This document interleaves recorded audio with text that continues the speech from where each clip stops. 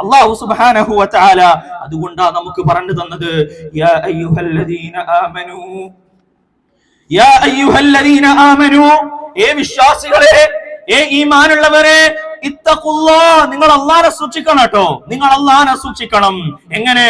ഹഖ്ഖ തുഖാതി, അല്ലാഹുവിനെ സൂക്ഷിക്കേണ്ട മുറപ്രകാരം നിങ്ങൾ അല്ലാഹുവിനെ സൂക്ഷിക്കണം.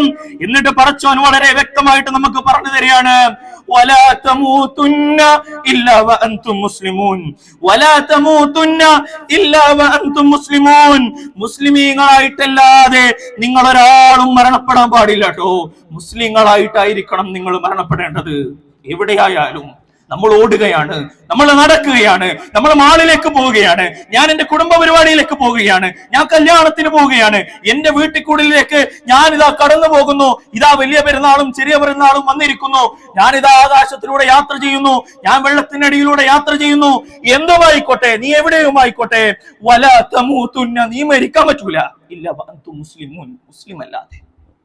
മുസ്ലിം അല്ലാത്തൊരു മരണം സഹോദരന്മാരെ, സഹോദരിമാരെ, നമുക്കുണ്ടാകാൻ പാടില്ല. ജീവിതത്തിന്റെ എല്ലാ നിമിഷത്തിലും നമ്മളൊരു മുസ്ലിമാണ് എന്ന് പറയുന്ന അവസ്ഥയിലായിരിക്കണം. കച്ചവടത്തിലായിക്കോട്ടെ, ദാമ്പത്യ ജീവിതത്തിലായിക്കോട്ടെ, മക്കളോടായിക്കോട്ടെ, വീട്ടിലായിക്കോട്ടെ, പള്ളിയിലായിക്കോട്ടെ, നമ്മൾ ചെയ്യുന്ന കർമ്മങ്ങളിലായിക്കോട്ടെ, അല്ലാഹു സുബ്ഹാനഹു വ തആല ഇഷ്ടപ്പെടുന്ന ഒരു ജീവിതം മുന്നോട്ട് കൊണ്ടുപോകാൻ നമ്മളെ കൊണ്ട് സാധിക്കേണ്ടതുണ്ട്.